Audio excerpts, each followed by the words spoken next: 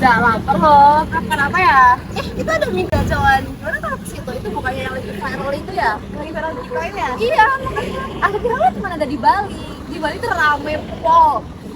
Kan di sini juga ada. Ada, di Jawa ada, bahkan di Solo juga ada. Kenapa sih rame doang cuma jual mie tok? Tapi dia rame parah. Karena harganya cuma 9.500. Itu pun udah dapat mie, udah dapat pangsit, udah dapat sama ayamnya. Iya sih ya, 9.500 paket komplit dapat semua. Ya kita buat hari tua.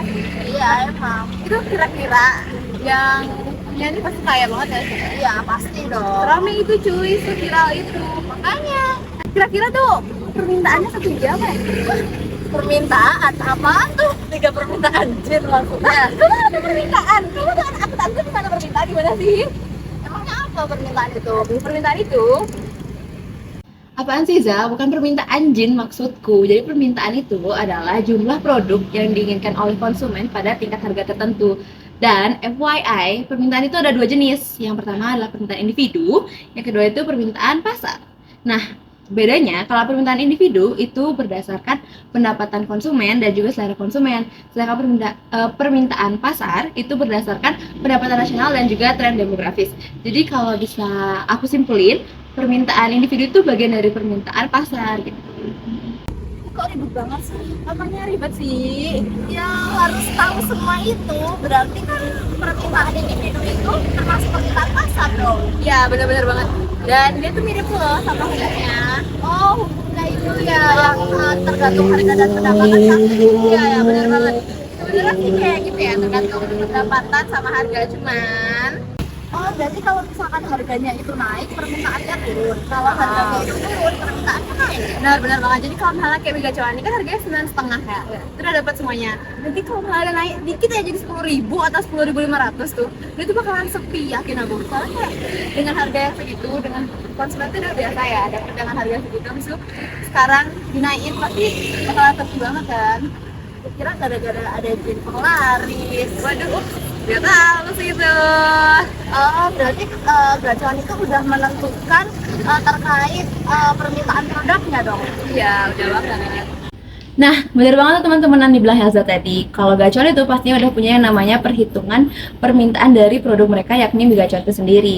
Karena untuk menganalisis seberapa besar sih atau seberapa tinggi atau turunnya produk mereka dengan tingkat harga tertentu. Tapi ini teman-teman, sebelum kita bisa mengetahui atau menganalisis harga atau permintaan dari produk gacuan ini, kita harus tahu dulu sih yang namanya grafik atau kurva permintaan untuk kita bisa mengelola atau menganalisis dari permintaan dan juga harga yang tepat agar nantinya permintaan dari gacuan ini bisa lebih tinggi gitu. Nah teman-teman tahu nggak sih grafik atau kurva itu seperti apa? Grafik kayak matik kah? Ya, kurva permintaan yang di akuntansi juga mirip-mirip sih sama kurva atau grafik yang sering kita pelajari di matematika.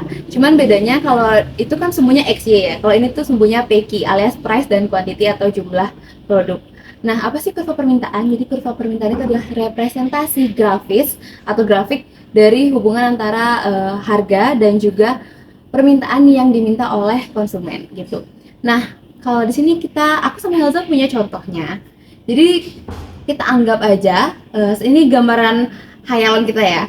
Jadi dengan harga 9.500 gacuan itu bisa menjual sebanyak 300 mangkok mie gacuan. Kemudian apabila harganya naik Rp500 aja jadi 10.000, itu pasti permintaannya turun jadi kurang lebih 200 mangkok kali ya. Dan apabila dia naik harga jadi 10.000 atau 10.500, itu permintaan atas mangkoknya atau permintaan atas mie gacuan itu bisa turun menjadi 100 mangkok per hari gitu. Jadi bisa dibilang kalau misalkan harga mie gacuan naik, maka permintaan akan mie gacuan itu semakin turun gitu teman-teman. Oke, tadi yang aku jelasin itu kan tentang pergerakannya itu, jadi nanti kurvanya itu bisa naik, bisa turun gitu kan pergerakannya gitu. Nah itu pergerakan itu bisa terjadi apabila harga barang itu naik atau turun. Dimana kalau harga barangnya naik, maka permintaannya turun, begitupun sebaliknya. Nah selain pergerakan, dalam kurva permintaan itu ada yang namanya pergeseran. Apaan tuh, Za? Wait. Oke. Jadi yang selanjutnya adalah pendapatan, selera konsumen, jumlah penduduk, dan ekspektasi konsumen terhadap harga dari barang itu sendiri. Apabila keempat faktor ini, barang yang diminta itu naik, maka kurva akan bergeser ke kanan. Dan apabila barang yang diminta itu turun, maka kurva akan bergeser ke kiri.